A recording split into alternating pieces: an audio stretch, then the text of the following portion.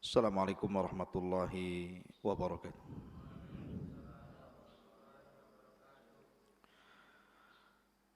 Alhamdulillah wassalatu wassalamu ala Rasulillah wa ala alihi wa sahbihi wa mawalah wa la hawla wa la quwata illa billahi wa ba'du. Alhamdulillah di pagi hari ini kita bisa duduk kembali untuk talabul ilmi. Salawat iring salam kita aturkan kepada Rasul kita yang mulia alaihi salatu wassalam. Allahumma salli ala Muhammad. Dan pembahasan kita lanjutkan sebagaimana kita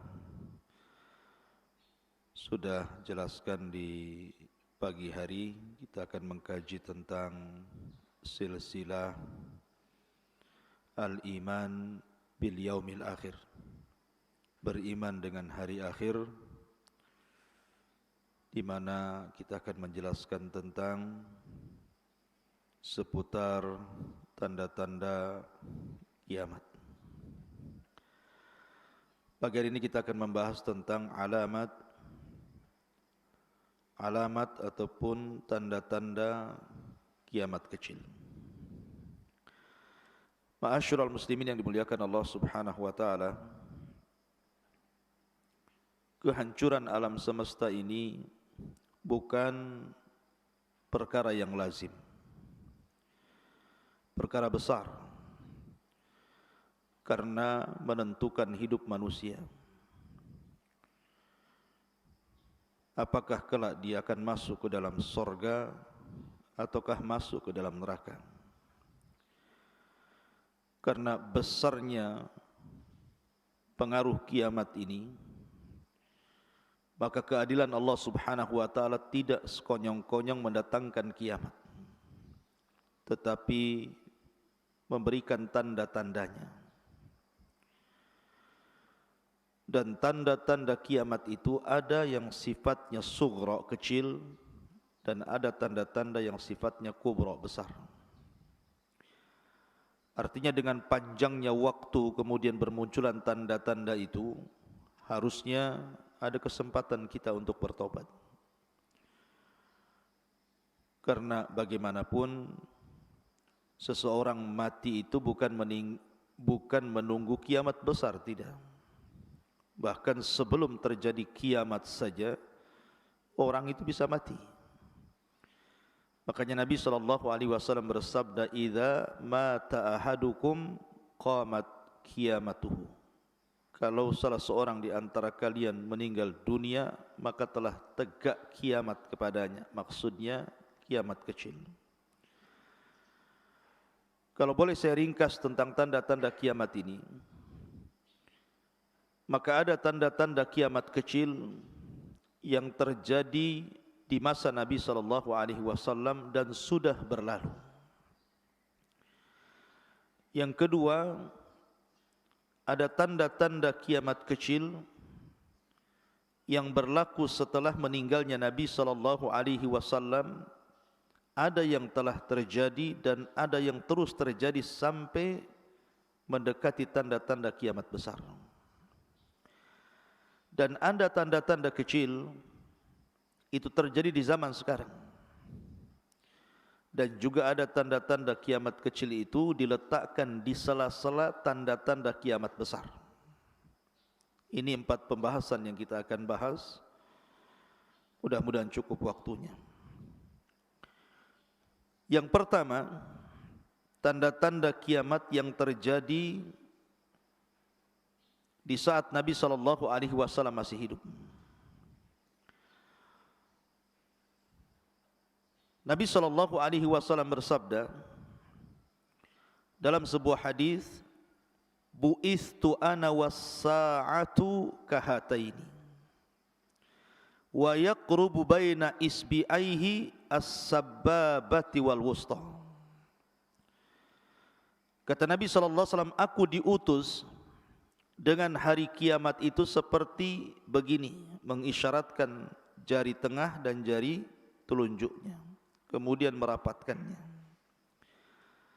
Artinya bahwa diutusnya Nabi SAW dengan tegaknya kiamat besar itu tidak jauh.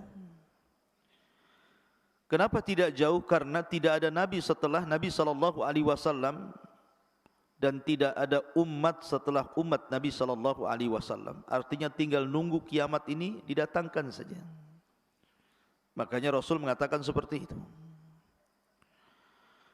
Yang kedua, di antara mukjizat Nabi SAW adalah insyiqaqul qamar. Bulan terbelah menjadi dua. Jadi ketika orang-orang musyrik datang kepada Nabi SAW meminta mukjizat, kalau memang anda seorang Nabi, buktikan bahwa anda memiliki keanehan. Maka Nabi SAW mengisyaratkan telunjuknya ke langit, persis mengarah ke bulan. Tiba-tiba kemudian bulan itu terbelah menjadi dua. Yang separuhnya jatuh persis di atas Jabal Abi Qubais. Dan yang separuhnya lagi kemudian menggantung di langit. Dari sini Allah Subhanahu wa taala mengisyaratkan dalam Al-Qur'an, iqtarabatis sa'atu wan syaqqal qamar wa iyaru ayatan yu'ridu wa yaqulu sihrun mustamir. Telah dekat hari kiamat ketika bulan terbelah menjadi dua. Tapi apa yang terjadi setelah mereka betul-betul melihat bulan terbelah menjadi dua?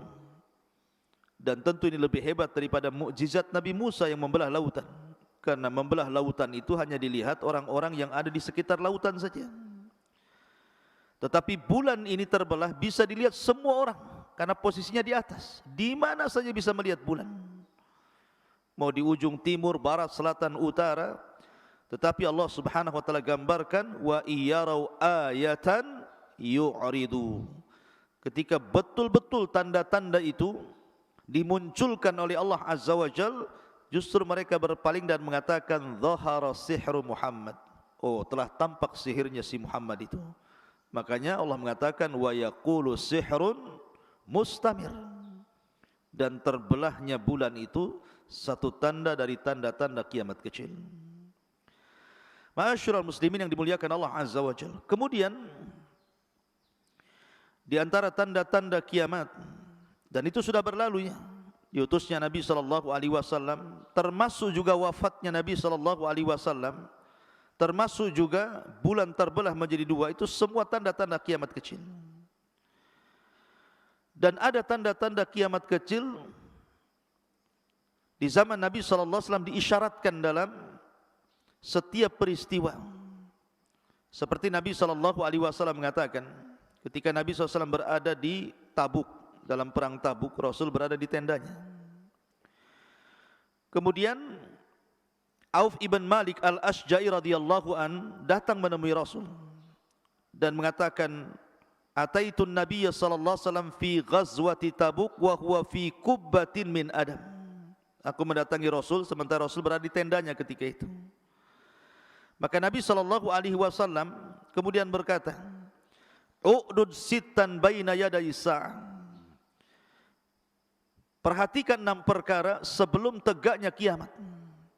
Salah satunya Nabi SAW mengatakan, mauti thumma fathu baitil maqdis. Kematianku dan terbebasnya Baitul Maqdis.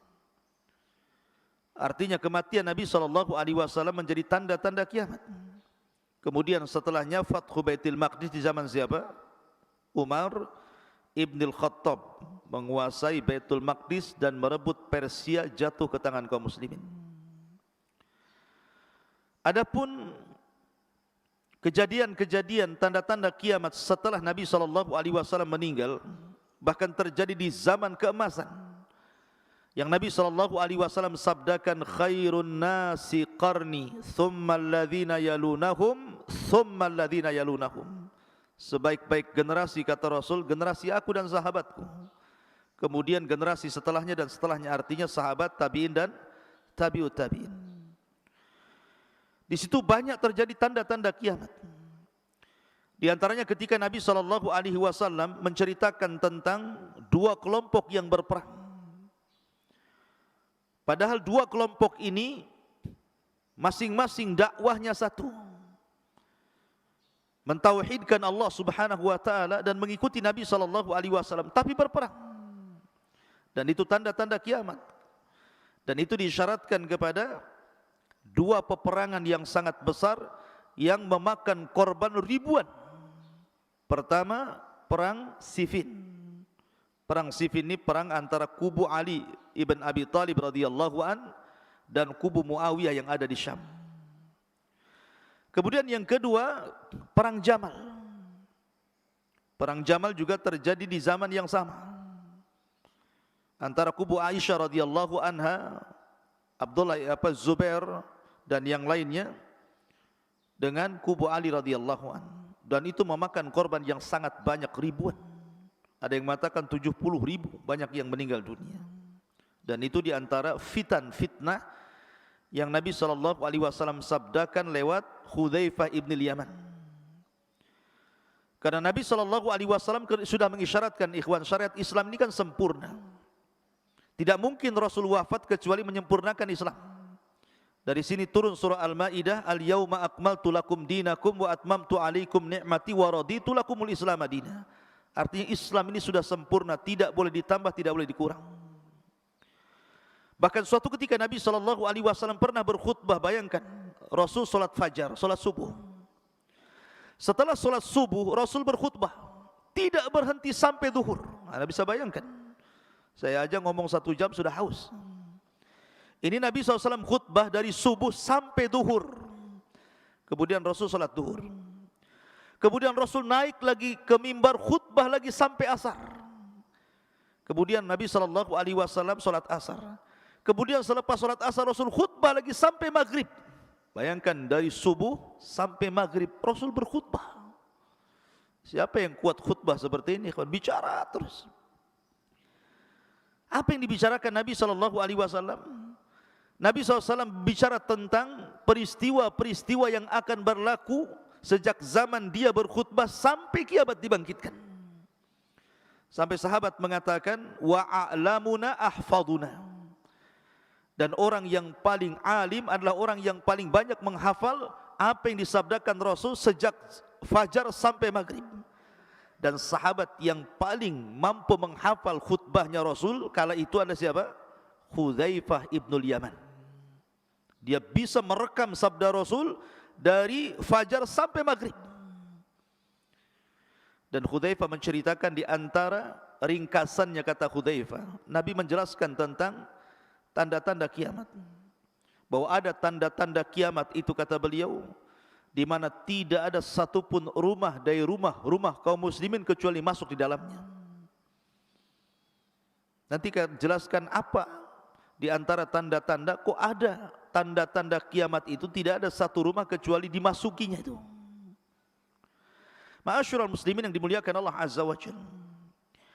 Lah di antara tanda-tanda kiamat kecil adalah juga narun azimatun takhruju min ardil Hijaz. Api yang sangat besar yang dijelaskan dalam sejarah, saking besarnya api itu sampai tingginya 3 kali menara. 3 kali menara, ya, kalau menara berapa meter?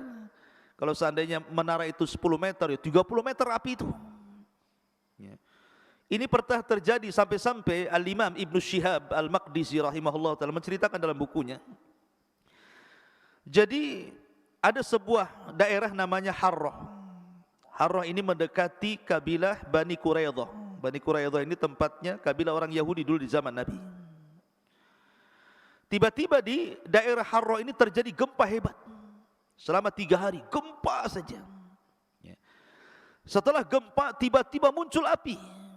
Awalnya muncul burkan, mungkin semacam lahar. Tiba-tiba muncul api, bayangkan. Api ini setinggi 3 kali menara.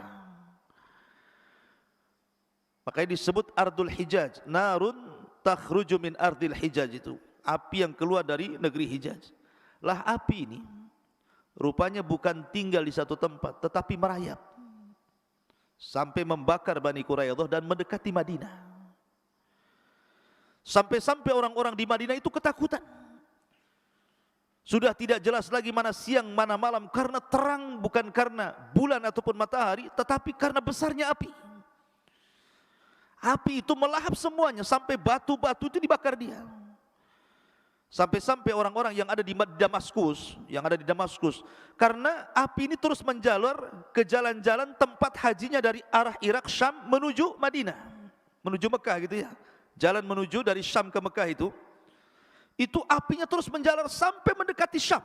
Bayangkan api itu terus berjalan sampai orang-orang Damaskus menceritakan ketika kejadian itu mereka sudah ketakutan. Dan ketika terjadi api yang terus merayap itu bertepatan dengan gerhana. Makanya ikhwatu fiddin, hati-hati. Kita lihat setiap terjadi gerhana itu mesti banyak musibah setelahnya. Dan kita bisa saksikan di negeri kita setiap ada gerhana mesti setelahnya banyak musibah tuh. Ya.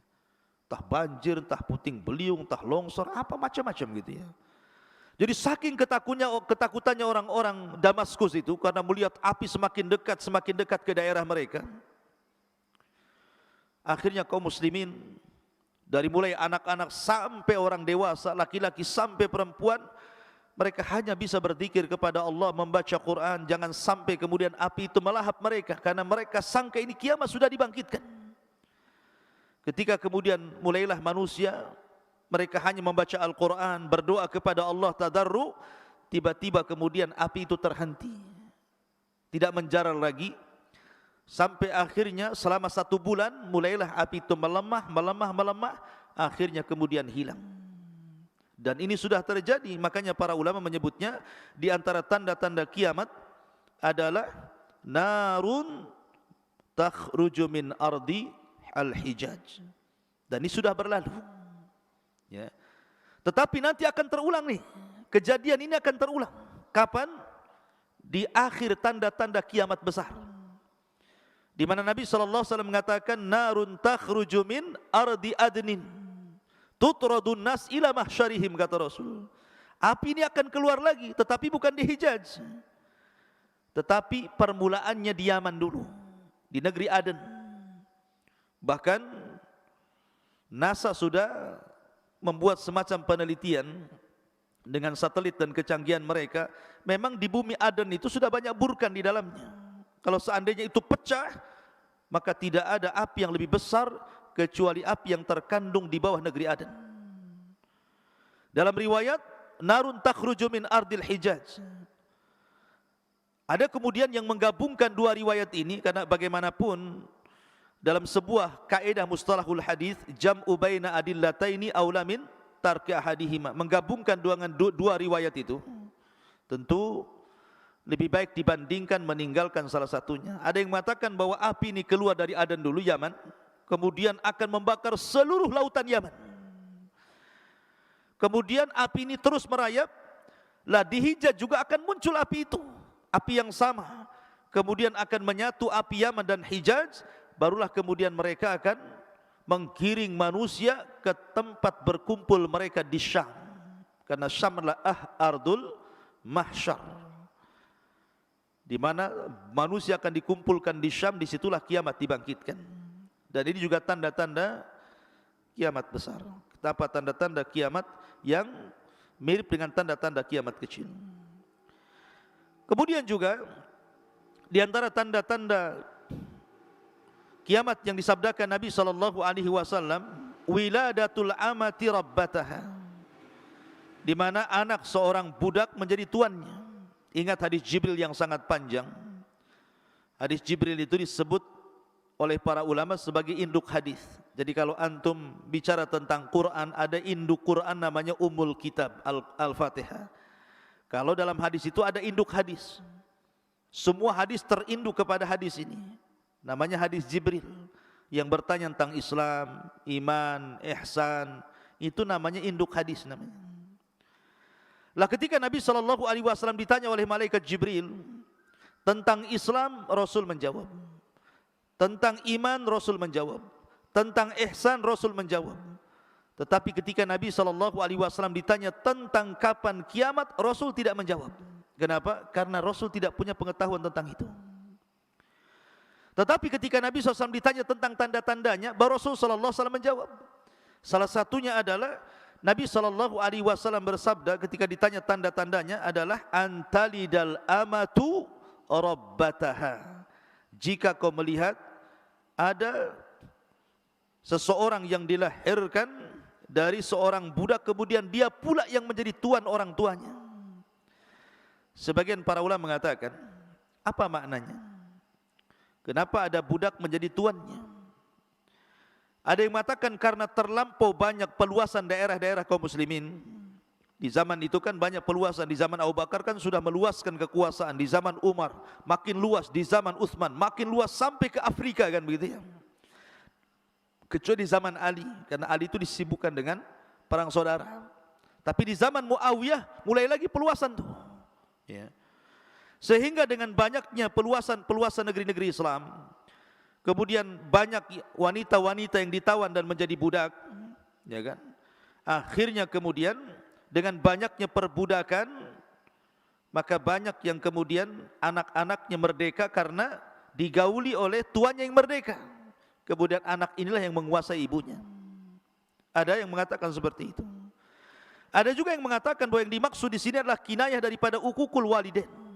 Anak yang durhaka kepada orang tua seolah-olah dia pula yang mengatur orang tuanya. Nah, itu juga masuk pada antalidal amatu rabbataha. Ma'asyiral muslimin yang dimuliakan Allah Azza wa Jalla. Kemudian juga di antara tanda-tanda yang disebutkan Nabi sallallahu alaihi wasallam, kathratul mal wal istighna anis sadaqah. Di mana harta itu akan melimpah sehingga orang tidak perlu sedekah lagi.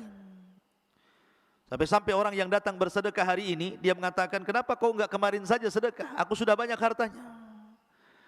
Atau sampai-sampai orang yang diberikan 1000 dinar, dia enggak mau, marah dia. Kecil bagi dia 1000 dinar itu. Padahal itu uang besar.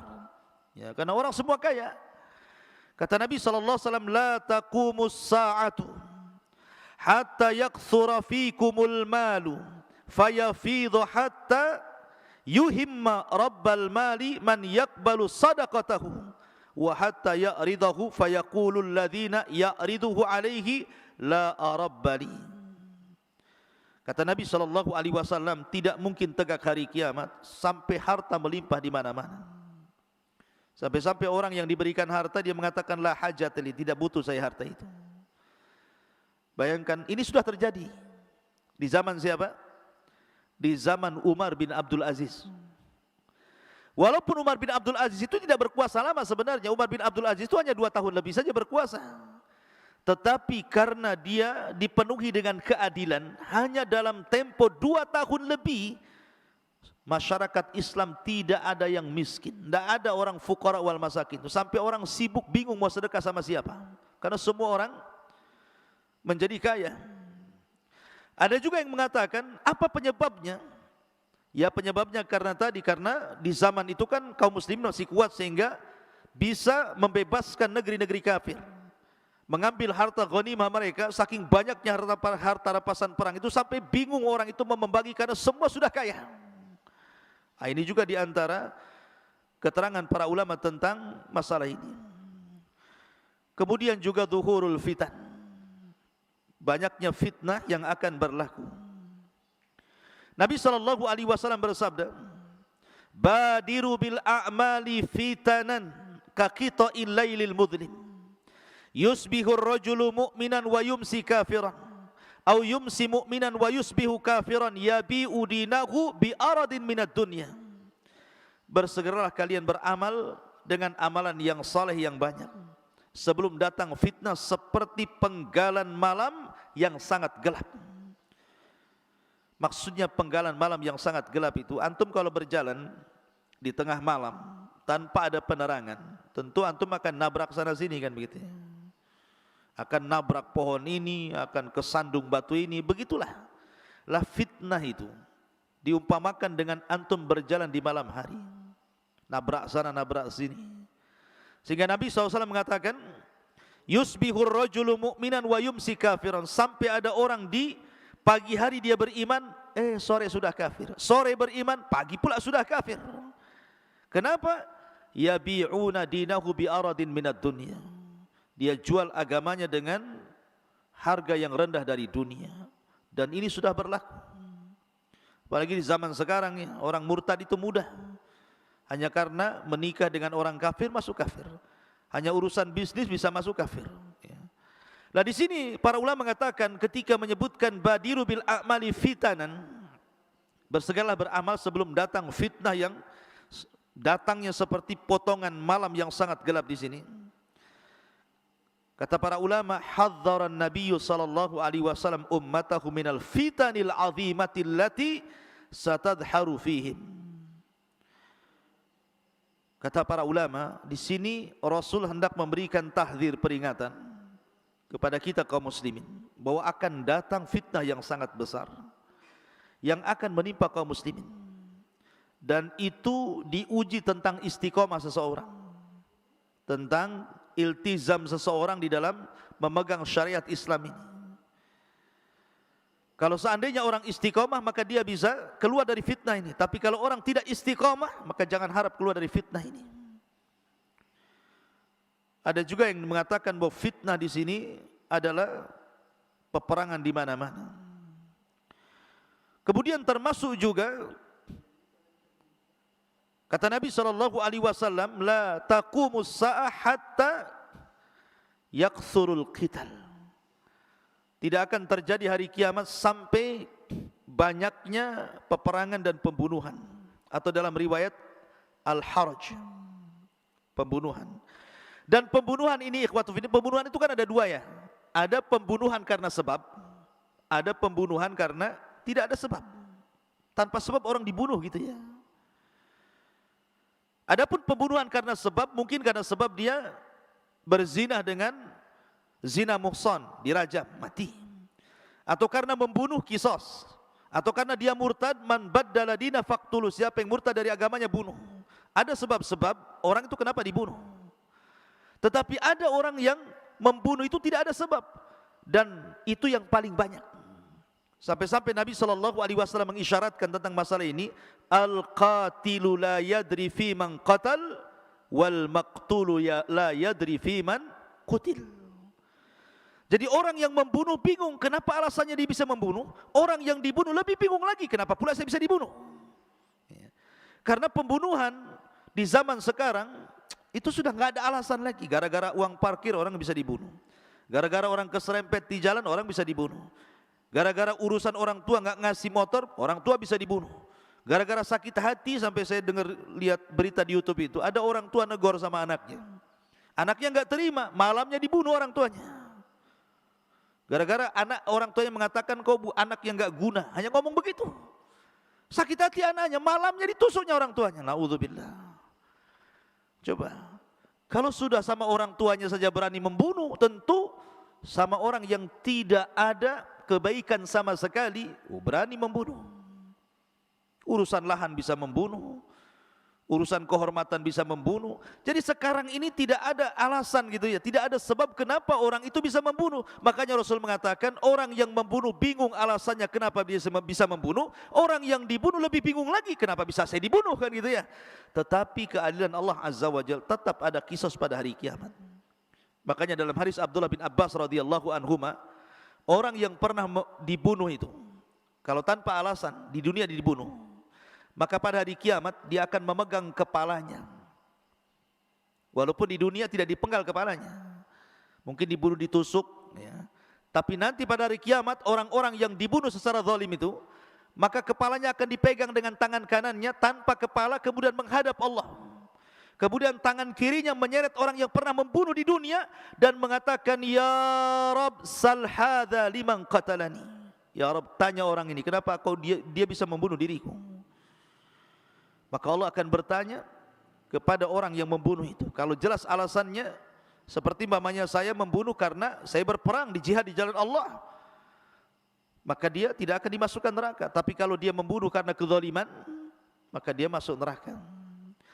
Ma'asyiral muslimin yang dimuliakan Allah Subhanahu wa taala. Kemudian juga di antara tanda-tanda kiamat adalah Nabi SAW mengatakan, fa idza duyiatil amanah fantadiri sa'ah. Qala kaifa idha'atuha? Qala idza wusidal amru ila ghairi ahlihi fantadiri sa'ah. Apabila amanah sudah dilalaikan, tunggulah kiamatnya. Ditanya Rasulullah, bagaimana orang itu melalaikan amanah wahai Rasul? Maka Rasul mengatakan, apabila amanah diserahkan kepada yang bukan pakarnya, maka tunggulah kehancuran alam ini. Dan ini sudah terjadi. Lihat para pemimpin-pemimpin, kalau yang bukan pakarnya kemudian diangkat menjadi pemimpin, dia bukan bidangnya tapi diangkat di situ, maka akan merusak. Betapa banyak para pemimpin-pemimpin, para pejabat-pejabat yang mereka tidak kenal Quran, tidak kenal sunnah, tidak kenal aturan-aturan memimpin dalam syariat Islam. Akhirnya apa? Memimpin dengan suka-suka dia, mendolimi rakyatnya. Jangankan ini perkara besar memimpin rakyat, ikhwatu fiddin. Kepala rumah tangga saja, kalau dia tidak memiliki pengetahuan, bisa rusak. Ya. Lah dari sini ma'asyiral muslimin yang dimuliakan Allah Subhanahu wa taala, bahwa ini sudah terjadi. Kemudian juga kata Nabi sallallahu alaihi wasallam, la ya'tiyanna 'alan nasi zamanun la yubalil mar'u bima akhadal mal amin halalin am min haramin. Akan datang kepada manusia zamannya di mana seseorang tidak akan peduli lagi bagaimana caranya dia mengambil harta. Mau harta halal, mau harta haram, main embat saja. Dengan alasan, Ustaz, yang haram saja susah, apalagi yang halal. Enak kali kalau ngomong. Yang halal lebih banyak dibandingkan yang haram. Karena ketidaksabaran menjemput rizki Allah, harusnya dia mendapatkan yang halal, akhirnya mendapatkan yang haram. Maka di zaman Ali radhiyallahu an, ada seorang pengemis datang kepada Ali radhiyallahu an meminta sesuatu. Ali ini akhlaknya sama dengan Rasul. Pantang diminta dia kasih. Ali teringat dia punya uang 400 dirham. Kata Ali, tunggu ya, saya akan cari.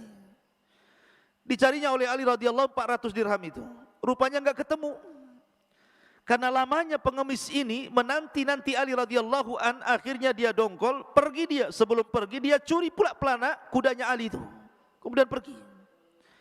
Allah takdirkan setelah orang ini pergi, ketemu pula uang 400 dirham itu. Ali bergegas keluar, ketika hendak memberikan kepada pengemis itu, hilang pula pengemis itu. Yang datang pembantunya dan melaporkan bahwa pelana kudanya hilang.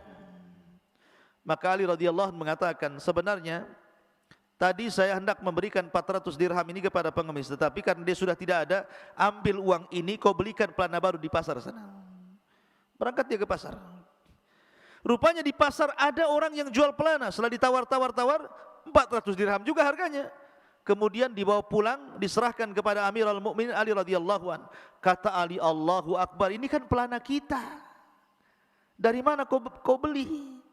Akhirnya dia mengatakan, dari fulan, sifatnya seperti ini, orangnya kayak gini. Allahu Akbar, kata Ali. Ali mengenali bahwa yang menjual itu seorang pengemis tadi. Makanya Ali bertakbir, Allahu Akbar. Kalau orang itu mau sabar, dia akan mendapatkan 400 dengan cara halal. Tapi karena dia tidak sabar, maka dia mendapatkan dengan cara haram. Orang mendapatkan rizki haram itu karena tidak sabar. Ingat, rizki itu kan sudah ditentukan oleh Allah di Lauhil Mahfud. Tidak mungkin meleset. Tidak ada ceritanya malaikat ngasih rizki salah alamat itu. Kalau salah alamat, malaikat KW namanya. Ya. Tidak ada ceritanya malaikat salah alamat. Cuman kita yang tidak sabar, akhirnya mencari rizki yang haram, pada rizki yang halal banyak. Dan itu tanda-tanda kiamat di zaman sekarang. Sudah orang nggak peduli, yang penting dapat uang, mau bagaimanapun caranya. Dan itu tanda-tanda kiamat yang disebutkan dalam hadis Nabi sallallahu alaihi wasallam di sini. Ma'asyiral muslimin yang dimuliakan Allah Subhanahu wa taala. Kemudian juga tawakkuf al-jizyati wal kharaj. Berhentinya pembayaran jizyah. Kalau dulu kan ada namanya jizyah ya. Seperti Nabi sallallahu alaihi wasallam ketika menyerbu Bani Quraidah, kemudian Bani Qunaiqah, kemudian Bani Nadir, kemudian terakhir perang di Khaybar. Rasul menang dan pasukannya dan para sahabat. Orang-orang Yahudi takluk ke tangan kaum muslimin. Rasul tidak memaksa mereka masuk Islam. Akan tetapi Nabi SAW meminta mereka untuk membayar jizyah, upeti. Ya, makanya Allah mengatakan hatta yu'tul jizyata an yadi wa hum saghirun. Mereka harus membayar upeti dan mereka harus merasa rendah di tengah kaum muslimin. Tetapi jizyah ini sudah tidak ada lagi. Dan nanti di akhir zaman, di zaman Al-Mahdil Muntadhar akan berlaku lagi. Ya. Ma'asyiral muslimin yang dimuliakan Allah Subhanahu wa taala.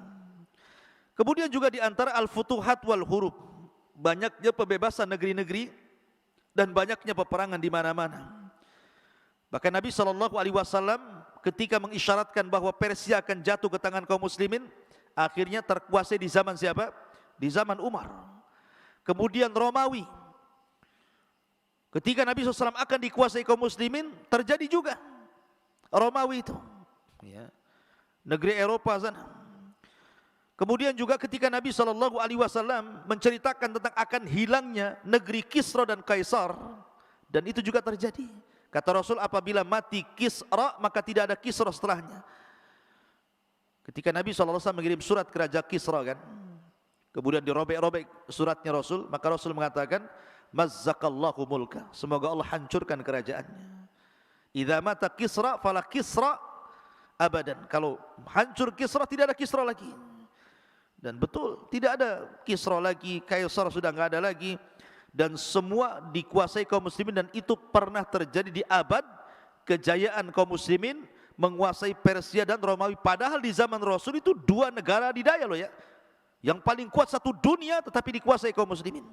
Dan itu sudah berlalu, artinya bahwa tanda-tanda kiamat ini sudah berlalu. Termasuk juga Qitalul Turk, di mana kaum muslimin akan memerangi bangsa Turki, bukan Turki yang sekarang kita kenal Istanbul, bukan.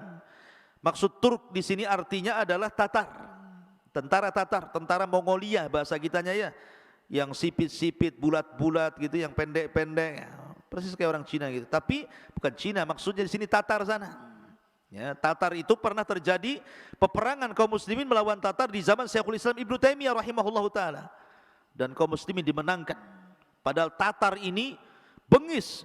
Ya, rajanya siapa? Genghis Khan waktu itu kan, sampai menguasai Baghdad, menumpahkan darah, membakar kitab ahli sunnah, merobohkan semua bangunan, membantai kaum muslimin habis-habisan.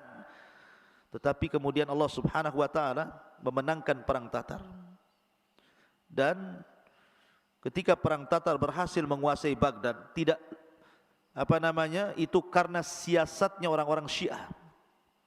Ya, jadi kerjasama dengan orang-orang Syiah, kemudian dijebaknya khalifah sampai dibunuh, kemudian akhirnya mereka masuk ke negeri Baghdad, dibantainya negeri Baghdad, dihancurkannya bangunan, ulamanya dibantai, kitab-kitab ahli sunnah dibakar. Dari situlah banyak yang raib tentang rujukan kaum muslimin, karena kitab-kitabnya banyak dibakar.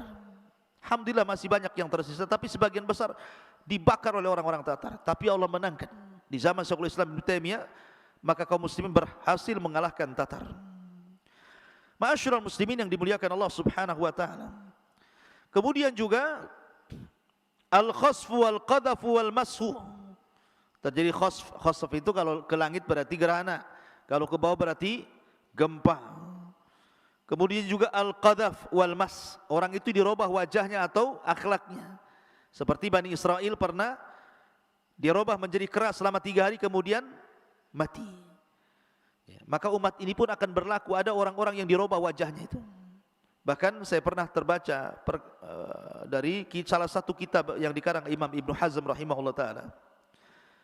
Ketika Nabi SAW mengatakan tentang masalah kaifiyah salat, siapa yang mengangkat kepalanya ke langit, maka akan dirubah kepalanya dengan kepala keledai. Ya kan, kata Nabi SAW, siapa yang ketika salat tidak memandang tempat sujud, malah kemudian tengok-tengok sampai ke langit gitu ya, ketika Allahu Akbar gini, bukan begini ya, maka kepalanya dirubah dengan kepala keledai. Kata Imam Ibnu Hazm, di zaman dia ada orang yang kemudian ingin mencoba hadis itu. Hadis ini enggak benar, mana kepala saya dirubah jadi keledai. Betul dia sholat. Akhirnya dia menyengaja diri ketika imam dia hadis itu bicara tentang masalah mendahului imam ya. Mendahului imam ya, barang siapa yang mendahului imam, imam sebelum bangkit dari ruku dia sudah ruku, imam sebelum bangkit dari sujud dia sudah sujud, maka dia akan dirubah kepalanya keledai, kepala keledai. Orang ini mau mencoba, betul tak hadis ini katanya kan. Akhirnya betul-betul ketika imam masih ruku dia sudah bangkit, ketika imam masih sujud dia sudah bangkit. Habis sholat kepalanya jadi keledai. Itu di zaman Al-Imam Ibnu Hazm tuh. Ya. Jadi bukan mustahil terjadi maskhun itu, di mana Allah Subhanahu wa taala merubah fisik seseorang jadi binatang. Ya. Ataupun mungkin kelakuannya seperti binatang, seperti Allah mengatakan ulaika kal an'am bal hum adhal. Terkadang mereka persis seperti binatang ternak atau mungkin lebih sesat dibandingkan binatang ternak. Ma'asyiral muslimin yang dimuliakan Allah Subhanahu wa taala. Kemudian juga di antaranya ikhtilalul maqayis. Ikhtilalul maqayis itu artinya berubah dari kondisi yang baik kepada yang buruk, sehingga orang menyangka yang baik dianggap buruk, yang buruk dianggap baik. Itu namanya ikhtilalul maqayis namanya. Dan Nabi SAW yang mengatakan seperti itu, sayati alaikum zaman, akan datang zamannya kepada kalian, yusaddiqu fihal kadhib wa yukadzabu fiha as-sadiq, di mana orang jujur dianggap pendusta dan pendusta dianggap jujur. Dan akan datang kepada kalian ar-ruwaibidatu. Apa itu ruwaibidatu ya Rasulullah? Kata Rasulullah SAW mengatakan, ar-rajulu tafih yatakallam fi amril amma. Orang jahil tapi bicara kemaslahatan umat. Lihat hari ini kan, kalau sudah cerita politik, mau sampai orang jual bawang aja dia cerita politik. Apalagi udah mau pemilu kan, wow, kalau ini bagus nih. Semua cerita, tukang beca, tukang ojek, sampai ke pasar, sampai pembantu rumah tangga, sampai ke pejabat, sampai ke pemimpin. Kayak pakarnya aja dia. Ya. Sekolah pun tidak. Tapi kalau cerita politik, wah luar biasa dia. Kayak dia aja pakarnya. Ya, sekali dibantah atau apa-apa dia. Ya. Jadi ada orang-orang yang tidak tahu pengetahuan tentang sesuatu, tapi bicara seolah-olah dia pakarnya. Ya, ini kan bahaya. Padahal dia provokator. Ya. Ma'asyiral muslimin yang dimuliakan Allah Azza wa Jalla, dan itu akan datang seperti itu. Umat-umat yang bukan bidangnya tapi bicara tentang bidangnya. Nah, ini bahaya. Makanya Syekhul Islam Ibnu Taimiyah mengatakan, separuh dokter merusak pasien, separuh insinyur merusak bangunan, separuh ulama merusak umat. Itu istilah-istilah itu. Kalau dokter dia nggak sekolah kedokteran, dia nembak ijazahnya, malpraktek dia jadinya. Disuntik bukannya sembuh, mati dia. Separuh insinyur buat bangunan, roboh bangunannya. Karena kurang ilmunya. Separuh ulama juga sama, merusak, sesat dan menyesatkan orang gitu ya. Dan itu akan berlaku yang seperti ini. Ma'asyiral muslimin yang dimuliakan Allah Azza wa Jalla, termasuk kata para ulama di antara tanda-tanda kiamat adalah taslimul khasa wa fash'ut tijarah wa qat'ul arham. Orang mengucapkan salam kepada orang yang khusus saja. Taslimul khasa. Kalau sesama antum pernah di pesantren ketemu, assalamualaikum. Kalau nampak orang lain bukan satu pesantren dengan antum, dicuekin saja. Hai. Ini kan bahaya nih. Salam itu diberikan kepada orang yang kita kenal dan yang tidak kita kenal selama zahirnya dia muslim. Nampak ini pakai peci, anda mungkin orang Kristen. Assalamualaikum Pak. Begitu maksudnya. Nampak ini pakai baju koko, walaupun sipit-sipit, mungkin muslim dia. Assalamualaikum, begitu maksudnya. Ini kalau enggak sesama teman aja enggak mau salam. Nah, ini sudah tanda-tanda kiamat nih. Ataupun fusut tijarah, mudahnya jual beli. Kalau dulu orang ke pasar itu ikhwan pakai angkot dulu, nunggu angkot dulu, belum angkotnya rame, tunggu angkot yang lainnya, kadang pakai dokar, berjam-jam di pasar. Sekarang tidak perlu. Sekarang antum pegang ini saja, alat yang di hadapan anak, antum butuh apa? Tinggal masuk ke dalamnya, tunggu sebentar lagi, COD, tinggal bayar di tempat. Ya. Ya kalau barangnya pas yang itu, yang lain pula marah pula sama COD-nya. Jadi ada sekarang ini mudah. Kenapa? Karena dalam riwayat yataqarabuz zaman. Yataqarabuz zaman itu karena zaman itu akan didekatkan oleh Allah. Bukan hanya zaman, seolah-olah tempat pun jadi dekat. Contoh ini yataqarabuz zaman ya. Berdekatan waktu sekarang. Karena sekarang orang simpel semua orang sekarang. Makanya para ulama seperti Imam Nawawi rahimahullahu taala, Imam Nawawi itu usianya kan tidak panjang, 40 tahun lebih kurang lebih saja ketika dia meninggal. Tapi lihat karyanya. Karyanya kalau orang mau mengkarya seperti karya Imam Nawawi rahimahullahu taala, mungkin butuh 100 tahun untuk menulis kitab itu. Tetapi karena zaman dulu itu waktunya lama, satu hari itu kayaknya lama, kapan maghrib gitu ya. Puasanya lapar banget gitu ya, karena lama, mau ke duhur saja lama, ke asar lama, apalagi ke maghrib itu. Sehingga karena waktu yang lama itu memungkinkan orang nulis lama, sehingga bisa menghasilkan karya luar biasa. Tetapi makin ke sini waktu itu makin dekat, tahu-tahu duhur, tahu-tahu asar, tahu-tahu maghrib, tahu-tahu ngaca sudah berubah, tahu-tahu dari cucu aja besok mati dia kan itu. Ada orang yang seperti itu, ya. Karena berdekatan zaman masalahnya. Makin ke sini itu makin cepat waktunya. Makin sangat cepat sekali, ke duhur, ke asar, ke maghrib, tahu-tahu maghrib, tahu-tahu buka saja kita. Baru tidur sebentar, udah asar. Baru tidur sebentar, sudah subuh. Ya. Makanya kenapa kemudian dengan berdekatannya waktu juga berdekatan pasar. Nah, berdekatan pasar, antum mau apa saja mudah, hampir setiap rumah ada pasar. Enggak bisa langsung, bisa online. Nah, itu tanda-tanda kiamat juga yang disebutkan oleh Nabi SAW, termasuk qat'ul arham. Ketika banyak orang yang memutuskan silaturahim, gara-gara handphone putus silaturahim. Kalau dulu mau ketemu orang tua itu belum ada handphone, ngumpulin duit 1 tahun kerja dia bela-belain makan super mie 1 tahun supaya dia bisa pulang kampung kan, ketemu orang tuanya kan. Ketika ketemu orang tuanya, masya Allah nangis, mungkin air mata itu 1 ember kalau mau ditampung, saking rindunya sama orang tua. Ya, dipeluk-peluknya dia sama orang tua, mau pergi pun sama. Ya. Sekarang sudah ada handphone, mak ngapain mak? Tak ada lah nak, selesai, tak ada rindu-rinduan lagi. Ya. Sekarang sudah ada ini, terputus silaturahim, ini bisa memutus silaturahim. Kadang-kadang orang tuanya nelpon berkali-kali, dibiarin sama anaknya, paling minta duit katanya, celaka itu. Ya. Jadi gara-gara ini terputus silaturahim, ini yang sangat mudah yang jelas di hadapan kita.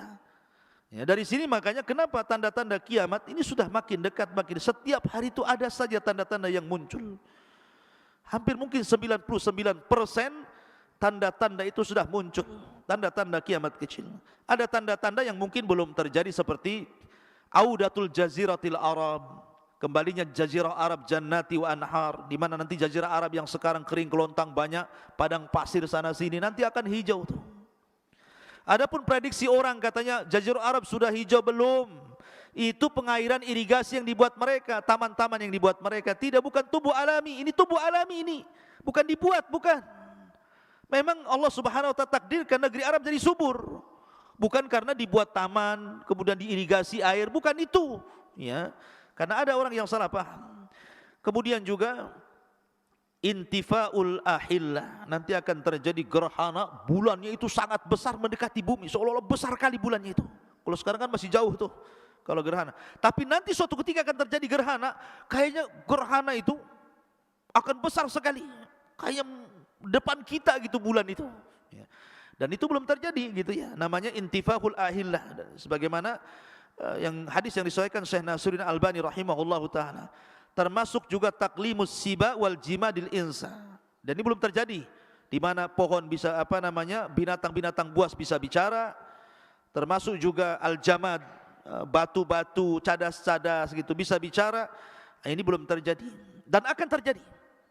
Dan akan terjadi. Bahkan kelak di akhir zaman akan dikuatkan lagi dengan hadis ketika bicara tentang malhamatul kubra kan gitu. Di mana orang Yahudi sembunyi di balik batu, batu pula ngomong, "Hei Muslim, ada Yahudi di belakang saya, bunuh dia." Semua pohon bisa bicara, memberitahu persembunyian orang-orang Yahudi yang lari, kemudian mereka bersembunyi di semua tempat kecuali satu pohon yang disebut pohon gharqad. Nah, ini pohon ini lagi ditanam oleh Israel sehingga mereka meyakini, karena hadis ini sudah bocor sama orang-orang Israel sehingga mereka menanam pohon gharqad. Mereka tahu itu pohon mereka. Ya, mereka menanam, tapi pernah sempat kebakaran itu. Ditanam pula selagi sama dia. Waktu firman muliakan Allah Azza wa, termasuk juga yang belum terjadi inhisarul furat an jabali min dzahab. Di mana nanti sungai Efrat itu akan kering. Kemudian akan muncul gunung semuanya emas. Itu yang diperebutkan 3 anak khalifah. 3 anak khalifah akan memperebutkan itu. Tetapi jangan diisyaratkan kepada Raja Salman hari ini. Katanya Raja Salman punya 3 anak, itulah yang akan memperebutkan pembendaharaan emas di sungai Efrat. Dari mana penafsiran ini? Nabi hanya menyebutkan 3 anak khalifah. 3 anak khalifah dan tidak disebutkan juga Mekah. Tidak disebutkan tentang negeri Madinah. Ya.